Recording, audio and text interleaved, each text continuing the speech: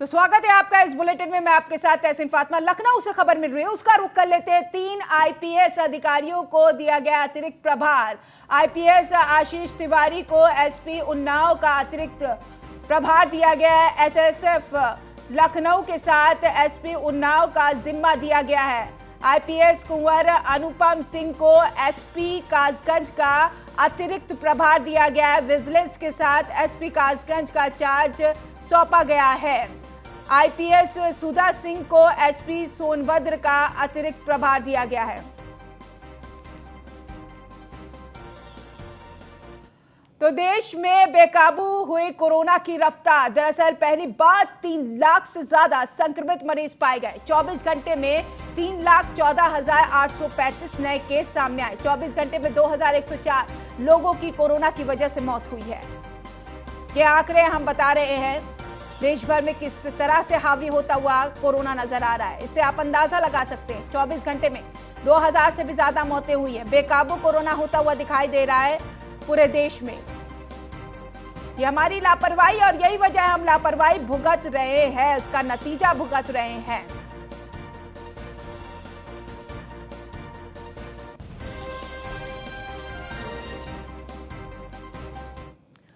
उधर यूपी में बेकाबू कोरोना, 33,000 से ज्यादा नए कोरोना के मरीज सामने आए हैं। प्रदेश में कुल संक्रमितों की संख्या 94,000 यहां पर बता दें आपको 9,42,511 है। तो वहीं कोरोना से अब तक 10,346 लोगों की जान जा चुकी है। कोरोना के कुल एक्टिव केस की अगर बात करें तो 24,22,065 है। 2 लाख से भी ज्यादा अब यहां पर केस सबसे ज्यादा आगे बढ़ रहे हैं और यहां पर जो संख्या निकलकर सामने आ रही है, दरअसल एक्टिव केस भी लगातार बढ़ रहे हैं।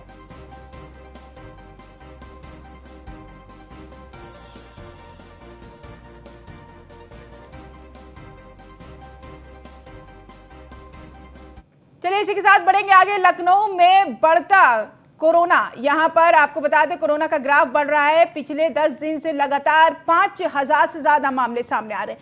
24 घंटे में 5,902 नए केस सामने आए हैं। बीते 24 घंटे में 21 मरीजों की मौत भी हुई है। राजधानी लखनऊ का ये आंकड़ा है।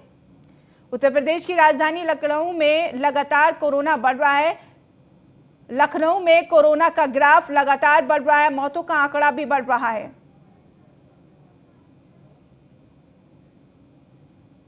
तो बीते 24 घंटे में 5,902 नए केस फिर सामने आए हैं। कई दिनों से 5,000 से भी ज्यादा मामले सामने आ रहे हैं राजधानी लखनऊ में। तो थोड़ा ग्राफिक्स पे नजर डालिए कि कैसे मौतों का आंकड़ा बढ़ रहा है, किस तरह से मामले आगे बढ़ रहे हैं। लाख से भी ज्यादा यहां पर 12 अप्रैल, 15 अप्रैल को देखिए और 16 अप्रैल को देखिए, 17 अप्रैल को देखिए किस तरह से मौतों का आंकड़ा और नए केस सामने आए हैं। 2 लाख से भी ज्यादा केस और मौतों का भी आंकड़ा लगातार 1000 की तादाद में निकलकर सामने आ रहा है।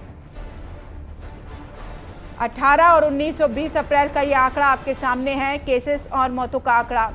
अब 21 अप्रैल को 2,95,041 और 2000 से भी ज्यादा मौतें हुई थी। तो इस तरीके से ये आंकड़ा बढ़ रहा। अब 3 लाख से भी ज्यादा मामले सामने आ रहे हैं। 12 अप्रैल से मामला बढ़ना शुरू हुआ, 1.5 लाख से भी ज्यादा मामला सामने आया। अब लखनऊ की बात कर लेते हैं। लखनऊ में 5,902 और वाराणसी प्रयागराज में भी 2,000, वाराणसी में प्रयागराज में 1,000 से भी ज्यादा केस सामने आए। गौतम बुद्ध नगर में 536, आगरा में 581, तो गाजियाबाद में 465 केस सामने आए हैं। मौतों का भी आंकड़ा बढ़ रहा है।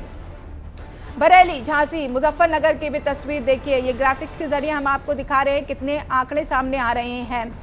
तो ये आंकड़े दिन पर दिन डरा रहे हैं, एक बड़ी चेतावनी दे रहे हैं। यदि जरा सा भी लापरवाही बरती गई तो बड़ा खामियाजा उठाना पड़ सकता है। कानपुर, मेरठ, गोरखपुर में भी कोरोना संक्रमितों की संख्या बढ़ी है।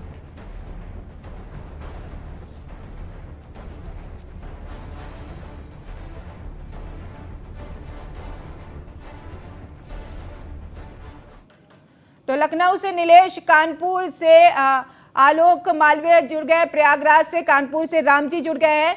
तमाम जानकारी देने के लिए। नीलेश, सबसे पहले मैं आपके पास आऊंगी। लखनऊ की स्थिति की अगर बात किया जाए, तमाम खामियां वहां पर देखी गई हैं अस्पतालों में, अब वो दुरुस्त होती हुई दिखाई दे रही हैं।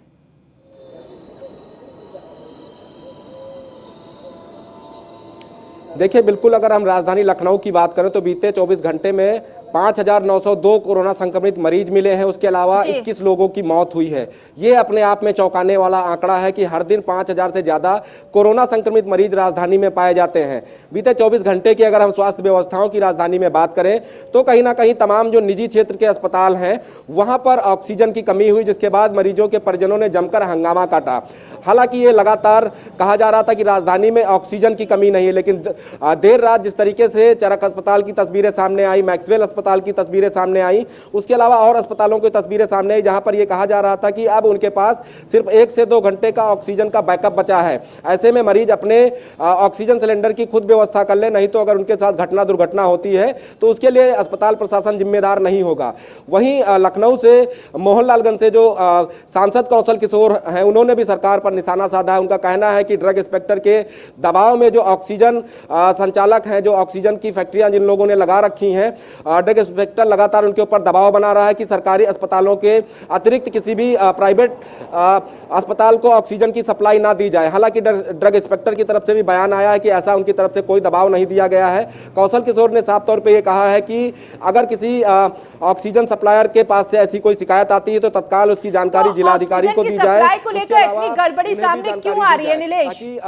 प्राइवेट सेक्टर के जो अस्पताल हैं, देखिए ऑक्सीजन की लगातार जो कालाबाजारी राजधानी में हो रही है। जिस सिलेंडर की कीमत 3,000 है उसको ब्लैक में 2,400, 25,000 रुपए में बेचा जा रहा है। तो कहीं ना कहीं ये कहा जा सकता है कि 3,000 की कीमत वाला नीलेश, आपके पास आऊंगी। प्रयागराज से आलोक मालवीय जुड़े हुए हैं, उनके पास चली जाती है और जानकारी लेते हैं प्रयागराज की अस्पतालों की व्यवस्थाओं की अगर बात किया जाए। आलोक, किस तरीके की वहां पर व्यवस्थाएं हैं? मरीजों को किस तरीके का परेशानियों का सामना करना पड़ रहा है? ये देखिए, संगम नगरी प्रयागराज में जो मरीज हैं वो काफी परेशान हैं। हालांकि उनका एडमिशन नहीं मिल रहा है और वो जगह जगह पे अपने परिजनों के साथ घूम रहे हैं। अगर हम व्यवस्थाओं की बात करें तो व्यवस्थाओं के नाम पर एक नंबर जारी कर दिया गया है और उस नंबर पर आप फोन करिए तो आपको जानकारी मिलेगी, लेकिन फोन उठता नहीं है या तो फोन इंगेज बताता है। इसलिए लोगों को खासी दिक्कतों का सामना करना पड़ रहा है। अगर हम जांच सेंटरों की बात करें तो जांच सेंटर में भी घोर लापरवाही संगम नगरी में देखने को मिल रही है। जहां भी जांच हो रही है वहां पे जो जांचकर्मी हैं वो पीपीई किट और इसके साथ ही जांच स्ट्रिप को वहीं पर छोड़कर रवाना हो रहे हैं, जिससे कोरोना का खतरा काफी बढ़ गया है।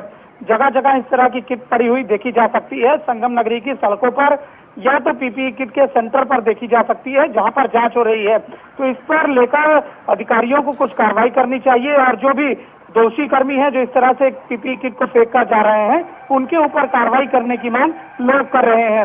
हालांकि लोग अपनी जांच करवाने जाते हैं, अगर वो निगेटिव है और किसी भी तरह से संपर्क में पीपीई किट के या स्ट्रिप के आ गए तो वो संक्रमित हो सकते हैं। तो इस पर कोई बहुत बड़ी कार्रवाई कदर बढ़ रहा है, स्वास्थ्य कर्मियों को ध्यान देना चाहिए। पीपीई किट को ऐसे ही सड़कों पर फेंक दिया जा रहा है, ये बड़ी लापरवाही। आपके पास लौटेंगे, कानपुर से राम जी हैं, उनके पास रुक कर लेते हैं।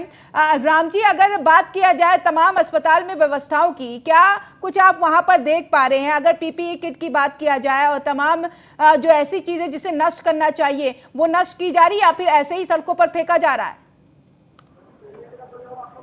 देखिए, मैं आपको बता दूं कि कानपुर के जो हेल्थ व्यवस्थाएं हैं, चाहे स्वास्थ्य विभाग की, वो पूरी तरह करवाई है। रही पीपीई किट की बात या जो इंजेक्शन जो मरीजों को लगाए जा रहे हैं, उन इंजेक्शनों को ऐसे ही फेंक दिया जा रहा है और जो कूड़े की जो नगर निगम की कूड़े गाड़ियां वो उनको उठा ले जा करके और दूसरे का डंप कर रहे हैं। ऐसे में जो अस्पताल से लेकर के जहाँ डंप एरिया बना वहां तक जो पीपीई किट या अन्य डिस्ट्रॉय करने का सामान है वो पहुंचता, उससे संक्रमण फैलने का पूरा खतरा बना हुआ। और सबसे बड़ी बात है, कानपुर के अस्पतालों में जो भर्ती मरीज होने उनको भर्ती करने के लिए सीएमओ की परमिशन लेनी पड़ती है और सीएमओ का और डीएम का फोन नहीं उठता है। ऐसे में जो अन्य मरीज है उनको सबसे समस्या आ रही है अस्पतालों में भर्ती होने के लिए। और रही बात ऑक्सीजन की, अगर कर ली जाए तो ऑक्सीजन कानपुर के सरकारी अस्पताल की बात कर ले चाहे प्राइवेट अस्पताल की बात कर ले, उनको ऑक्सीजन समय से नहीं मिल रहा। यही कारण है कि लगातार कानपुर में जो मृतकों की संख्या है वो लगातार बढ़ती जा रही है। और कोई सबसे सवाल ये उठा है कि सीएमओ के परमिशन के बगैर जब किसी को भर्ती नहीं किया जा रहा है तो उनको प्रॉपर इलाज नहीं मिल पा रहा है, दवाइयां मिल नहीं रही है। और अधिकारी अब ना एसी कमरों से बाहर आ रहे हैं और ना ही किसी बस। अब सबसे जो अधिकारियों का प्रोटोकॉल है उस प्रोटोकॉल को खत्म करने का प्रयास नहीं किया। यही कारण, क्योंकि जो भी अधिकारी निकलता है उसका प्रोटोकॉल होता है, अगर उन प्रोटोकॉल को दूर कर रखे तो उनको भी कहीं ना कहीं संक्रमण फैलने का खतरा बना हुआ है। अब अगर हम इस वक्त हैलेट अस्पताल में खड़े हुए हैं, मैं आपको बताऊं यहाँ की स्थिति ऐसी वह कि यहाँ मरीज इलाज से भटक रहा है। यहाँ पर 394 बेड कोविड हॉस्पिटल बनाए गए हैं, लेकिन उन हॉस्पिटल उन सारे बेडों में तो मरीज पूरे, इस तरह 54 ऐसे एक्स्ट्रा मरीज है जिनको होल्डिंग एरिया में रखा गया है। अब ऐसे में संक्रमण फैलेगा और लोगों को और लोग जो है कोरोना से प्रभावित होंगे। रोकथाम के लिए तमाम दावे किए जा रहे हैं सरकार की तरफ से, लेकिन व्यवस्थाएं दुरुस्त नहीं है, और व्यवस्थाएं दुरुस्त नहीं है तो कैसे रोकथाम होगी कोरोना पर, यह बड़ा सवाल है। वाराणसी सीधा आपको लिए चलते हैं, आकाश यादव हमारे संवाददाता जुड़े हुए हैं। वाराणसी में अभी हाल फिलहाल में व्यवस्थाओं को दुरुस्त करने के आदेश दिए गए थे, प्रधानमंत्री नरेंद्र मोदी वर्चुअल तरीके से खुद इसका संज्ञान लिया था, अधिकारियों को दिशा निर्देश दिए गए थे, वहां पर व्यवस्थाएं कैसी है? व्यवस्थाएं की बात ना किया जाए तो ही ठीक है, क्योंकि यहाँ की व्यवस्थाएं लचर हो गई है। यहाँ पे मरीज अब हॉस्पिटल के बाहर ऑक्सीजन सिलेंडर लेकर बैठ रहे हैं। सोशल मीडिया पे एक फोटो वायरल हुआ है जम के। हालांकि वाराणसी की जनता प्रधानमंत्री पे तंज कस रहे हैं, क्योंकि वो यहाँ के सांसद है। वो लगातार बनारस की जनता पे चिंता जताते आ रहे हैं। हालांकि वर्चुअल संवाद में अधिकारियों को भी संज्ञान लिया गया कि ऑक्सीजन सिलेंडर और बेड की आपूर्ति जो है उसको पूरा किया जाए। हालांकि 2 सप्ताह का समय दिया गया है, 1000 बेड बनकर तैयार हो जाएगा। लेकिन वर्तमान स्थिति में बात किया जाए तो वर्तमान में हॉस्पिटल के बाहर मरीज तड़प रहे हैं, ऑक्सीजन सिलेंडर के लिए लोग भाग रहे हैं। यही यदि आपके पास पैसा है, पूंजीपति वाले हैं, तो आपको बेड आराम से मिल जाएगा, नहीं तो आप दर दर खा के मर जाइए रोड पे, तो कोई पूछने वाला नहीं है। हालांकि अधिकारी एक नहीं 4-5 नंबर वायरल किए हैं, जो कि कोविड प्रोटोकॉल के अनुसार आपको तो बड़ा सवाल है, जो नोडल अधिकारी यहाँ पर तैनात किए गए हैं, जो निरीक्षण अधिकारी हैं, वो क्यों नहीं जा रहे हैं? क्यों नहीं जिला प्रशासन इस पर ध्यान दे रहे हैं? ध्यान तो दे रहे हैं, लेकिन कागजों पे ना, धरातल की बात की जाए तो धरातल में नदारत है। जो मीटिंग होती है कागजों पे तैयार करके दिखा दिया जाता है, कंटेनमेंट जोन बनाया गया है, धरातल में मरीज सही है, स्वस्थ है। आपको बता दें कि इस समय 16,112 एक्टिव मरीज है बनारस में। हालांकि 15,000 मरीज जो आइसोलेट है, होम आइसोलेट है, उनकी कोई इनके पास सूची नहीं है, ना ही ये मरीज को देखने जाते हैं। ये लगातार घर से ये अटेंडेंस लगा देते हैं, किसके पास क्या पड़ गया, किसके पास क्या हो गया, ये सब प्रोफार्मा तैयार हो जाता है। ये प्रोफार्मा केवल उच्च अधिकारियों को दिखाते हैं, वो पीएम मोदी या सीएम योगी आदित्यनाथ के पास चला जाता है कि बनारस में स्थिति कहा जाए तो तैयारी रखी गई है, लेकिन स्थिति धरातल पर कुछ और ही तस्वीर। ये सही जानकारी आप दे रहे हैं। आकाश आपके पास लौटेंगे, नीलेश मैं आपके पास आऊंगी, क्योंकि राजधानी है लखनऊ और वहां पर अस्पतालों की व्यवस्थाएं जब ऐसी है तो आम जिलों में तो होगी ही होगी। और ऐसे में अगर बात किया जाए तमाम मेडिकल इंफ्रास्ट्रक्चर की, ये हम कहेंगे स्वास्थ्य विभाग की लापरवाही या फिर अस्पताल प्रबंधन ने इंतजाम ही नहीं किया, इसके लिए कोई इन्फॉर्म ही नहीं किया?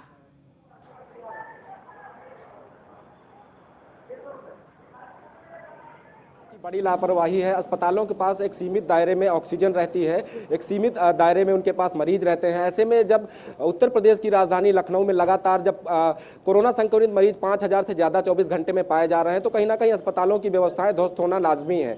कल न्यूज़ 1 इंडिया ने एक खबर दिखाई थी कि मेयो हॉस्पिटल में ऑक्सीजन कम हो गई है। ऑक्सीजन को लेकर अस्पताल प्रशासन ने एक नोटिस चस्पा किया था, उस खबर का असर हुआ था। आनन फानन में मेयो हॉस्पिटल में ऑक्सीजन पहुंचाई गई थी, लेकिन अभी की अगर हम ताजा तस्वीरों इस बीच एक खबर मिल रही है, दरअसल लखनऊ से ये खबर है, टीम 11 के साथ सीएम योगी की बैठक जारी है। कोरोना के ताजा हालात पर चर्चा की जा रही है। टीम 11 के कई अधिकारी मौजूद है, वर्चुअल टीम 11 के साथ बैठक कर रहे हैं सीएम योगी। तो इस वक्त की बड़ी खबर आपकी टीवी स्क्रीन पर, टीम 11 के साथ एक बार फिर बैठक हो रही है। जो मौजूदा हालात है उसको लेकर समीक्षा की जा रही है। हालात के मुताबिक अब यहां पर जरूरी कदम उठाए टीम 11, इसको लेकर दिशा निर्देश भी जारी कर सकते हैं सीएम योगी आदित्यनाथ। नीलेश लगातार जुड़े हुए हैं खबर पर। नीलेश, टीम 11 की बैठक हो रही है सीएम योगी आदित्यनाथ के साथ, अब मौजूदा हालात को लेकर यहां पर चर्चा की जाएगी। क्या हालात को और भी दुरुस्त करने के निर्देश जारी किए जाएंगे?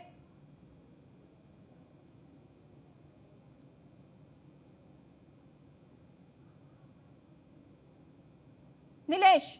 बैठक में तमाम महत्वपूर्ण बिंदुओं पर चर्चा की जाती है, तमाम महत्वपूर्ण आदेश जारी किए जाते हैं, लेकिन वो आदेश जमीनी स्तर पर धराशायी हो जाते हैं। जब ये बैठक होती है तो बैठक के दौरान तमाम तरीके के आदेश जारी किए जाते हैं। कहा जाता है कि हम जमीनी स्तर पर कोरोना के कंट्रोल को लेकर अभियान चलाएंगे, कोरोना की चेन को तोड़ने का काम करेंगे, लेकिन हकीकत अगर हम देखें तो हकीकत में वो व्यवस्थाएं नहीं है जो मुख्यमंत्री योगी आदित्यनाथ चाहते हैं।